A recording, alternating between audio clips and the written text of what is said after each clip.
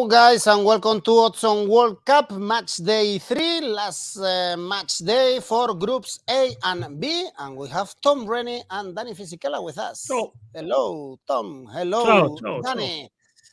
I hope you are both enjoying this World Cup. Let's see if we have more fun in this third match day, because, to be honest, there were some pretty boring games, especially in the first half. So, guys, remember to leave your comments below. Tell us your tips. Press the like. Enjoy our videos. Support us. Also, subscribe to our channel. And now, let's go on with the show.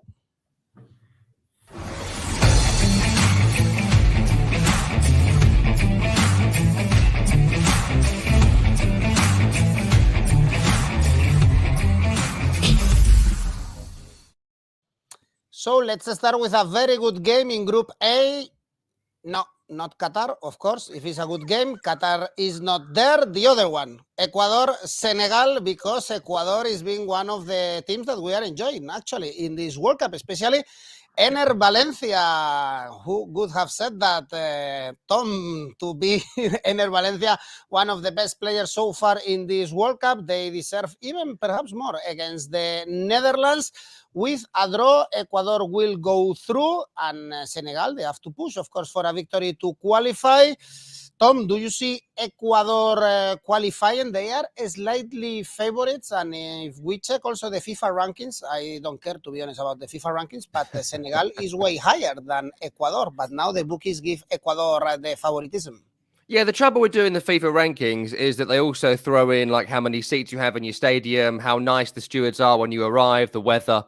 That all comes into play when doing the FIFA rankings. So don't go fully by that. Ecuador is interesting. 𝐬𝐻𝐴𝐻𝐵𝐴𝐻, interesting. We saw him go off injured in the last game. I haven't got the update as to whether he'll be fit for this game or not, but that could well change everything going into this fixture, because they have a very strong team, no doubt about it. They're a very solid team, no doubt about it. I think in people like Estrada and Caicedo and Estupiñán and Torres at centre-half, they've had some of the better players, certainly in this group, maybe in the tournament so far, Ecuador. But without 𝐬𝐻𝐴𝐻𝐵𝐴𝐻, who is going to score the goals? Without 𝐬𝐻𝐴𝐻𝐵𝐴𝐻, who is going to lead the line? And 𝐬𝐻𝐴𝐻𝐵𝐴𝐻 is, you know, for reference point, he's the Lewandowski of Ecuador. He's the Gareth Bale of Ecuador. And in the end, scoring goals is the most important thing. As you mentioned, as things stand, things favour Ecuador in this group. So they can play quite a defensive and solid game.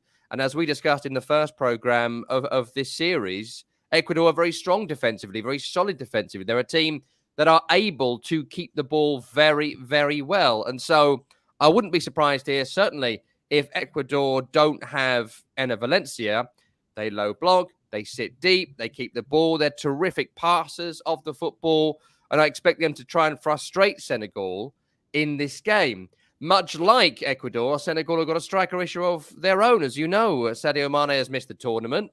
That's led to a little bit of issues creatively going forward. Even when they scored 3 goals against Qatar, it took a corner, it took a bit of luck with the Dieng goal, a mistake for the first goal. It took Qatar, the worst team in World Cup history, to spit up goals for them as opposed to create goals themselves. So I think the fact it's the third game of the group, that makes it really interesting. The fact that it favours Ecuador to draw this game makes it really interesting. It means that Senegal have got to do what they're not naturally predisposed to do. That's come out and attack, get on the offensive.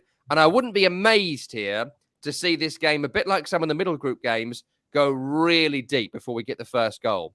I wouldn't be surprised if the first half was a bit tired, a bit taut, a bit tight, a bit frustrating for Senegal as Ecuador keep the ball and Senegal chase him around. No great chances. Look for the under-on shots, the under-on corners. In the second half, all my bets will be late in the game. I'd be going goalless up to 75, 80 minutes in this game.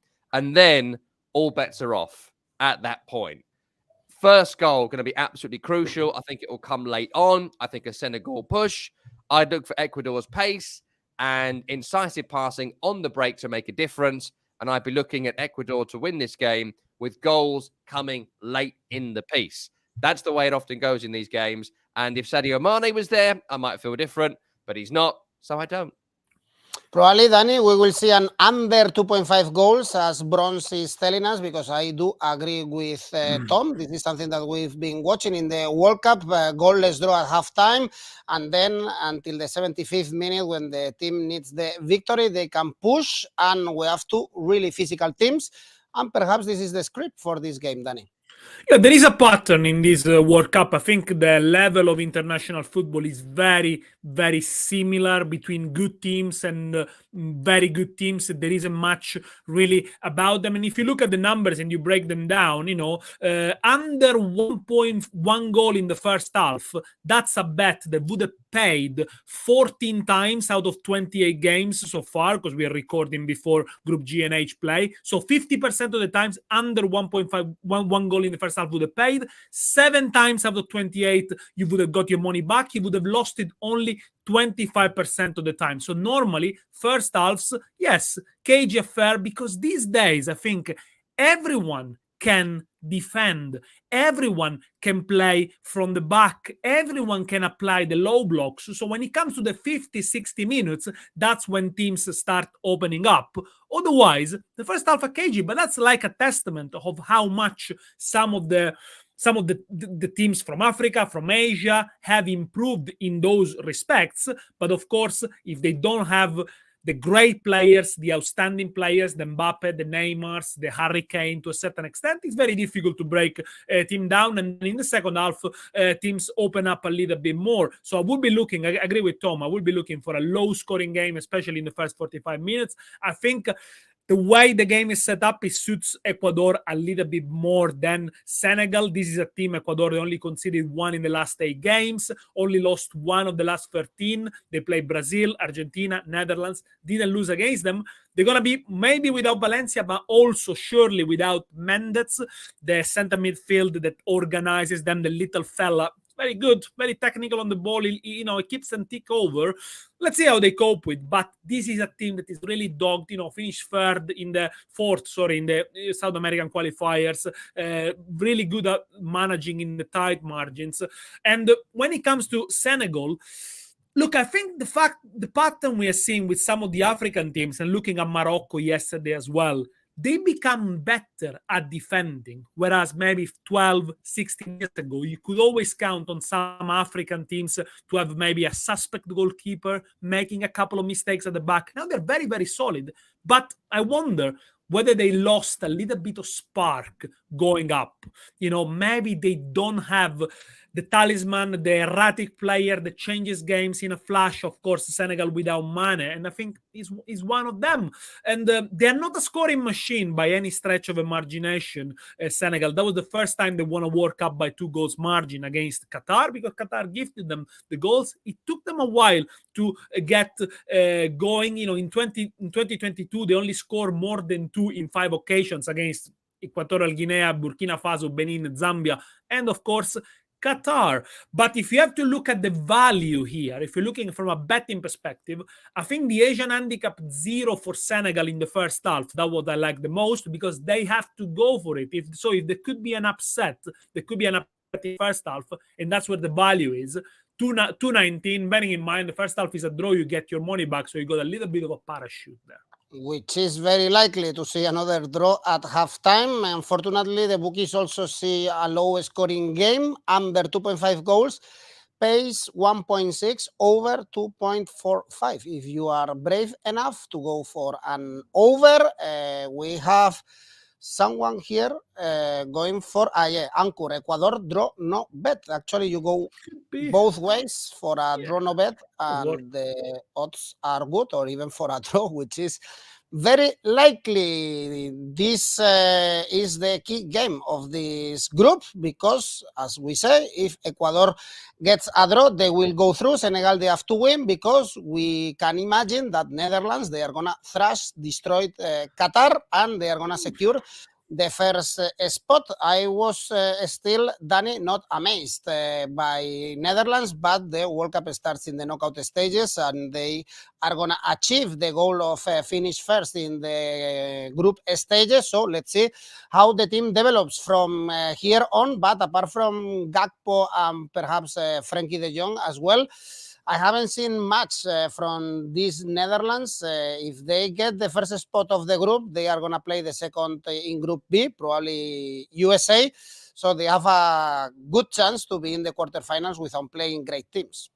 No, I mean, and they had the lucky draw, of course, because they're going to finish the group top in a group that is not amazing, and they're going to avoid England. So that's the most important things for Van Gaal at the moment. Finish top, do not play England in the last 16, and then let's see how it goes.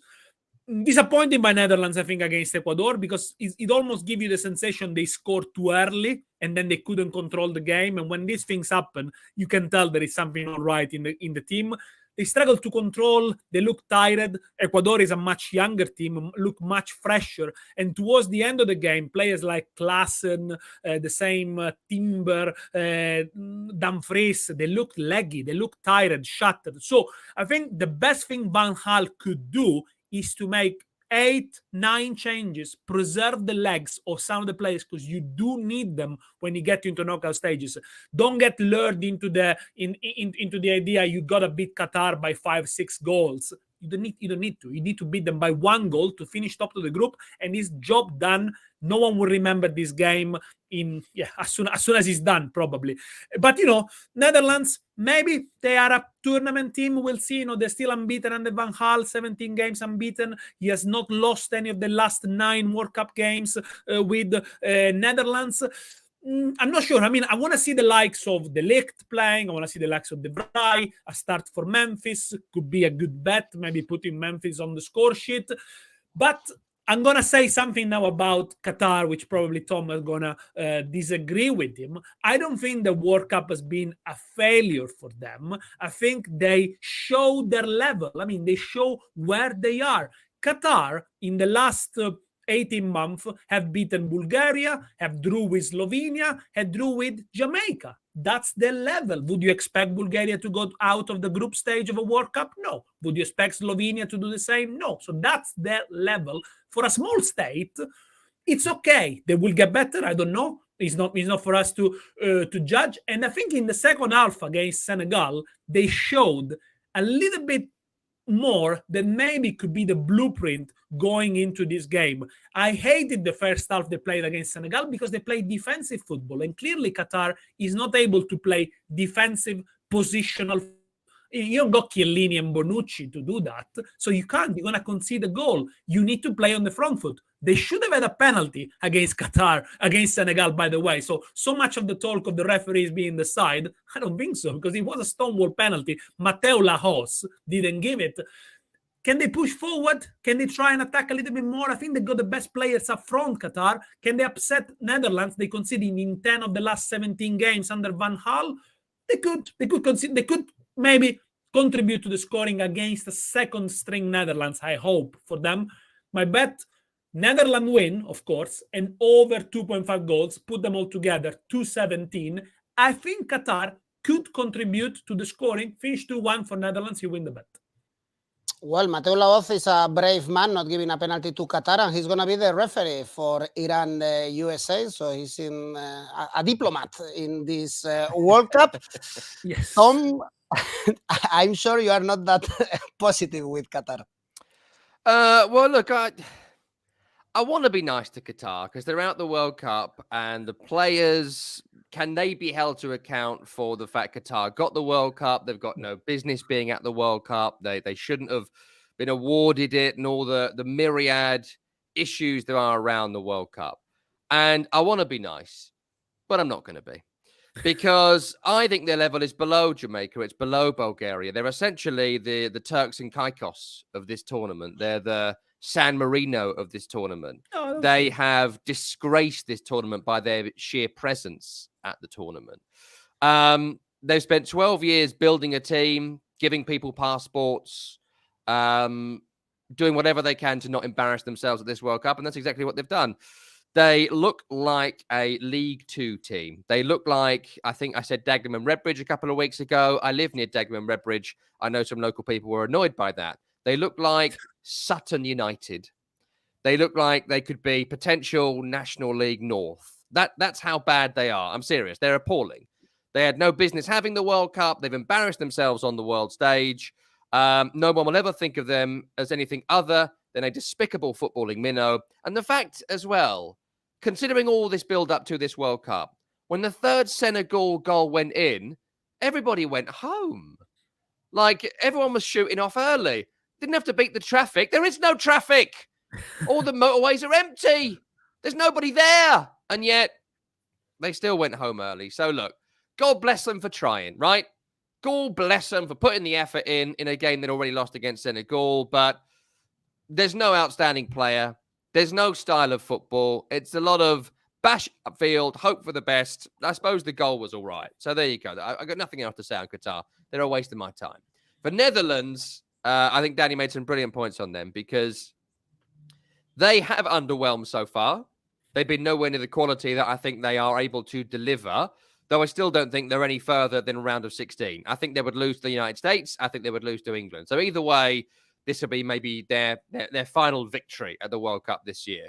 My only disagreement with Danny is that I do think they need to beat Qatar 6-0. I think what's been lacking in the Netherlands team so far is the spark, and the spark could come against a poor team. I would be looking at trying to beat a poor team in this tournament, right? That's what I'd be looking at. That's what I'd be hoping for. That's what I'd be wanting if I was Netherlands. So I wouldn't make 8, 9, 10, 12 changes. I would be looking at playing the strongest possible team and winning this game 10 against Dagenham and Redbridge. You're gonna tire your star players for a knockout stage. Why tire them? They need to get form. All this tired stuff. At best, they're going to play 5 games. Play your strongest possible team, win the game by a big margin, beat Qatar 7-0, and go into that USA or England game with a huge amount of confidence. Oh, we lost it. It must have been. Yeah, we lost. It must have been someone from Qatar who plugged the pool. Exactly, he was criticizing too much. We have to say that Netherlands, Danny, they scored goals in the road to Qatar and even in the Nations League. It's a team that we are seeing a poor team in this World Cup, especially going forward. But it's a team that knows how to score, even against good teams like Belgium. Well, yeah, they do can score. I mean, and they outscored most of the opposition in the qualifiers. They outscored Belgium in the Nations League. So it is a team that obviously it's good going forward. The thing is about finding the right balance. It works a lot with the wing backs, If the wing backs, Dumfries on one side and Blind on the other side, coming inside the pitch, can help and do perform a little bit better. The team clicks, of course. But yeah, they are susceptible to mistakes. Yes, I was a bit disappointed the way they didn't manage the game really well in the second half. Oh, he's back. Our friend is back. Did the Qatari kicked you out? I was going to say, I think that someone from Qatar has hacked my internet. I'm worried now. I'm very concerned. I watch a lot of spy films. I think I might have just got Jason Bourne. I don't know what happened. That was very concerning. But I am back. And my point is 6-0. Okay? That's my point. Strongest team, 6-0. There's my final point. That's your tip. If we go by the way for a conservative one, let's say Netherlands to win the first half, the odds are very good. We have 1.6 for Netherlands to win the first half. If they go strong, perhaps it's a mix of what you've said. They play a good starting 11. They score 2-3 in the first half, and then they chill because they have to keep the legs for the last 16 game. Let's see who Netherlands play against, because we are going to analyze Group B. And here everything is very open. Let's start with the Iran-USA, again with the Spaniard, Mateu Laoz. There, and Iran, they have a chance to qualify after that surprising victory in the injury time. I saw 𝐜𝐭𝐿 very annoyed with Jürgen Klinsmann. I don't know, Danny, if you've seen him. I think he made a mistake, to be honest, because Klinsmann said nothing wrong about Iran. Perhaps he used the word culture and he shouldn't. But I think that is lost in translation. I think that the other people in the studio didn't really help him out. But it's a good clip for social, after all. Why would they? Exactly. But the point is that Iran, after playing really bad against England, now they've been competitive. Not sure if they have the team to beat USA or to get a draw, Danny? Because perhaps USA is one of these teams in the World Cup that they have less points than what they deserve. They do, and I underestimated them. When we did the first show with Tom, I thought they were going to be worse than what actually are, and actually they're not. I think they overperformed. They did really well without the lack of a center forward. Yes, of course, they do lack in the main important department, which is basically scoring goals. But apart from that, they really did it really well. And I think the game management into the second game was much better. Against Wales, they started 100 miles an hour. Against England, they understood they couldn't do that. And they switched the ball, they moved the ball really, really well. Second youngest team at the World Cup, USA. So definitely something to keep in mind. They look fresher against England. Age sometimes counts a little bit for that. And against Iran, I think, look, the fact that Iran beat Wales convincingly, despite what 𝐜𝐭𝐴𝐽 says, and, the fact that Iran's kicked a few Wales players around the pitch, it puts into perspective how good England were against Iran. Again, I know FIFA ranking doesn't count, but Iran, I think they're top 20 in the world. This is the group with the highest ranking of all 8. It was a difficult game against Iran, and they dispatched them really well. Iran are very solid, are very compact. These are the team that wins 1-0. 8 of the last 9 games for Iran have been under 2.5 goals. In the last 2 games, they only twice they score more than a goal. So the 6-2 was definitely a fluke. They played with Azmoun and Taremi up front, which benefited them against Wales. So obviously more threat. They got more players to aim for in the box. And if you look at Iran, they got Champions League players in the lineups. They got Europa League players in the lineups. Wales haven't, apart from Davis. So you can tell why there is a mismatch. There is a better quality. And in the end, they push on and deserved the win. I think it was encouraging for Iran because they dominated against a weaker team. Normally, they don't do that. They never done it in qualifiers, and they did really well against Wales. But the draw and the complexion and everything, the calculations and everything could play on their minds, That's the difference between a tournament team, England, and a non-tournament team, Iran. They could be, okay, well, let's play for the draw. The Wales are never going to beat England. And maybe the result could be, a slow burner, a bit like Ecuador, Senegal. I'm going to go for an under 0.75 goals in the first half, which pays 223. As I said at the top of the show, the under 1 goal in the first half would have paid in 50% of the game so far. It could be one of those. It could be one of the cagey ones. Bearing in mind, USA, very good, but, can't score many. A cagey one, talking about the referees, by the way, I still don't know how the referee couldn't see that the 𝐜𝐭𝐴𝐽 tackle was not a red card. Thanks God, sometimes. Yeah, thanks God we have VAR. Yeah, you need VAR for that. Oh my God. Tom, Danny is kind of confident, if I'm not mistaken, for Iran perhaps to grab a draw and go through. You give some options to Iran. Danny, Tom, in your opinion, USA to go through?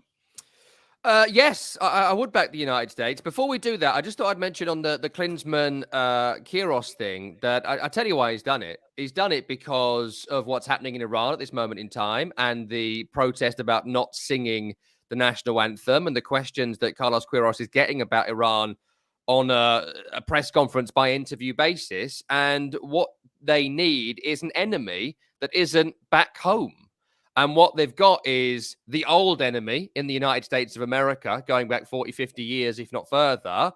And 𝐬𝐭𝐴 Klinsmann was the US men's national team manager for many, many years. And he's still very much a foundational stone in the modern US men's national team development. So I think what Klinsmann said was insensitive and a little bit basic. I don't think he's intentionally being racist, but I do think he's intentionally a bit dim, and that was clear. There was clear xenophobia in what he said, I think.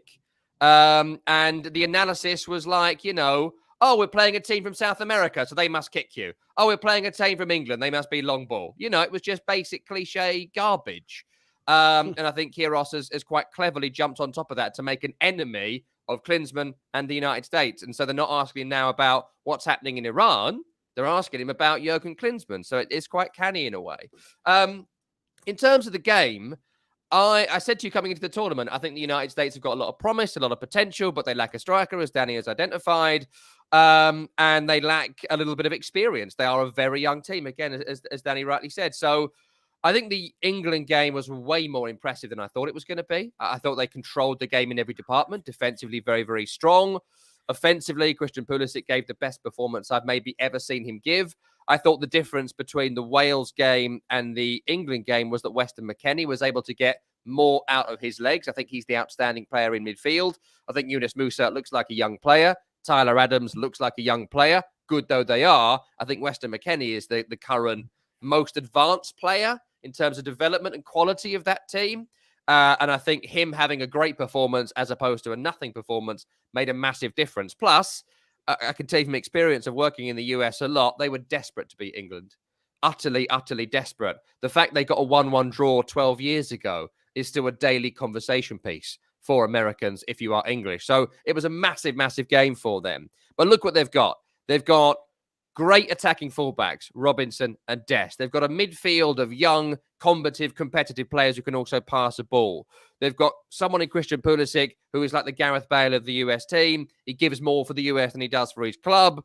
And then you've got some other options in Tim Weah or Josh Sargent or Haji Wright, who aren't amazing. I think Weah is a good player, but he's not quite there. The others, the strikers, aren't great. I personally would look to find a way to play a front two of Pulisic and Weah, but I don't think Greg Berhalter is going to do that anytime soon. In terms of Iran, the playing style, I think the issue for them in this tournament is that they bottled it against England. Completely bottled it. You know, if you ask England to attack you, they'll probably do it. If you want to give England all the ball and don't press them, they will beat you because they're good Premier League players. There's a couple of world-class players, in my opinion, in the England team. And Iran let them have it. Whereas the US were like, let them have it. That's Jordan Pickford. Get him, right? So that's kind of what they did. I think they were very impressive when they did it. And I think that that's the way Iran need to go about it. What they did in the second game, not what they did in the first game. Go 4-3-3. Go 4-4-2. Get after the United States and try and capitalize on the fact that Tim Ream and Walker Zimmerman have absolutely no pace between them. Get on the front foot, attack them. And of course, at the moment, the US need to win the game. Draw favors Iran. That's also really, really important in this game.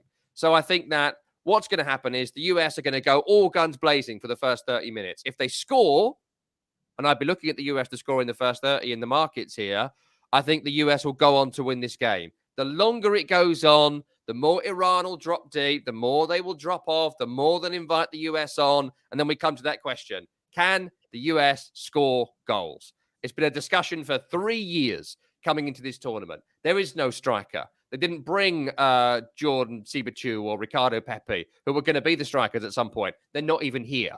So can Ferreira, can Sargent, can they score a goal? Can they bash that ball in the back of the old onion bag at the vital moment? I think the answer is yes.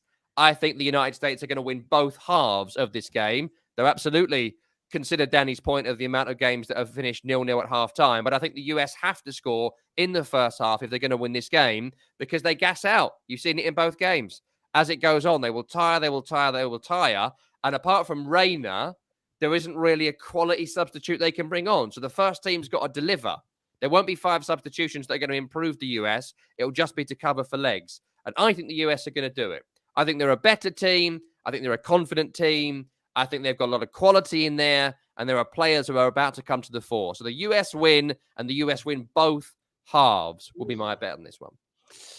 All right, we have some people here like Venus going for Iran not to lose, or Chulumanco going for Iran 1, USA 0. So there is still some confidence on Carlos Queiroz' men. He looks, by the way, like a character of The Sopranos. He's changing Queiroz. I saw it on Twitter, and it's true with the golden chain and everything. He's and with the good tan that he gets as That's too complimentary. Iran. That's far too complimentary. He looks like the backup saxophonist in Steely Dan.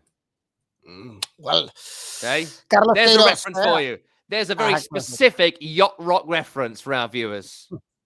By the way, we have people here, of course, leaving the tips in the comment section. And now you can also go to Oddspedia. We have a section for tips, and you can check the tips that our tipsters are doing. We can see it in a minute. And also you can create your own tips, play in the quiz that we are going to have also for money, and we can check what our users think. For instance, we have some very good tipsters in the website. You can track all the success there. Very interesting, guys. I encourage you to check it out, and of course, do your tips, and in the future, you will be able to win some money with our quizzes. And the last game is an interesting one in the UK, of course, Wales, England. Very disappointing game, the second one of England, also of Wales. I'm sure, Tom, there's been a lot of criticism around England in the last few days around Southgate. Of course, how is the team arriving to this last match day? Is there confidence in the country that England should beat Wales and do still something good in the World Cup? Yeah, I think so. I think expectation and excitement has been dampened a lot by the terrible performance against the USA. But as I said to you two a couple of weeks ago on our first show, and I've been saying a lot, Gareth Southgate does this. This is who Gareth Southgate is as a manager. And we can have a lot of criticisms of him. And I don't think it's unfair to say, you know, where is Phil Foden? And should we try and beat the United States and things like that? There are valid criticisms of him. But Gareth Southgate navigates tournament football. Gareth Southgate knows how to get out the group. Gareth Southgate will win the group. And the goal of the group stage is to win the group.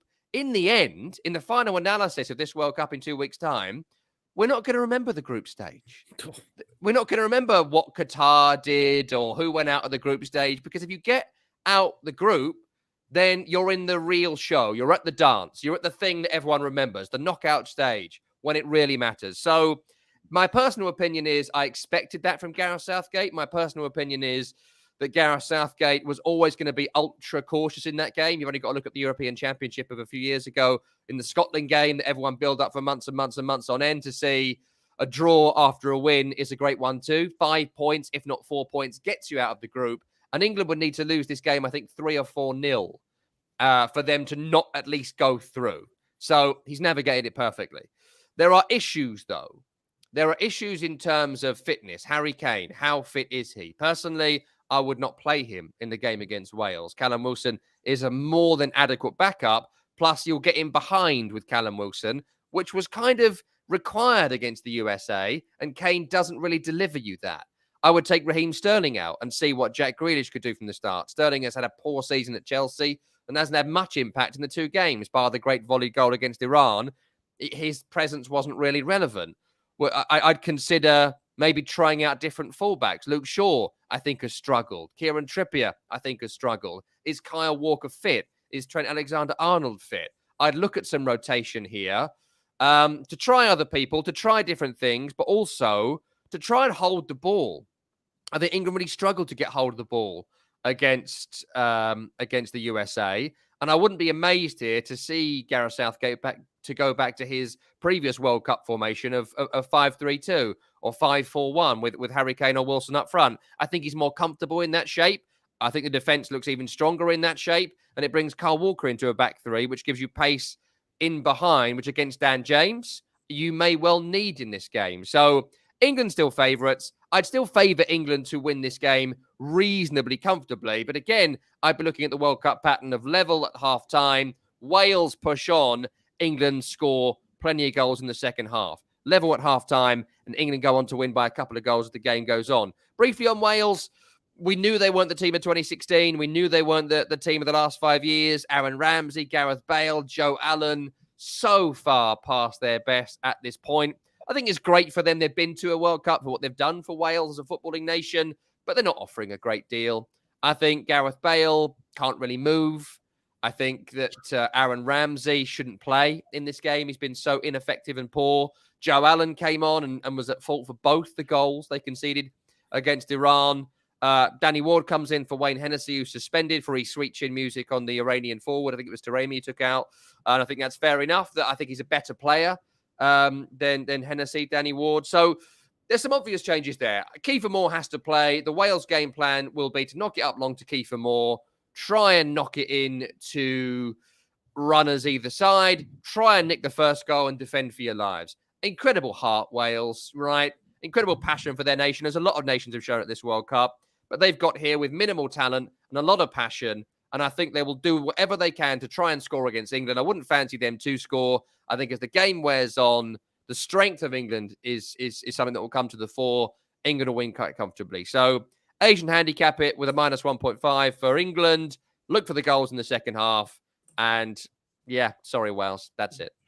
It's funny, Danny, how the national team tournaments work, no? Because if we see the players of England and Wales and we see these odds for England to win, almost 1.6, we take this into a club competition, we would always take them. We would say, come on, all Liverpool, Man United, Tottenham players, Man City, they will for sure thrash what Wales is offering in the World Cup and the quality of the players they have right now.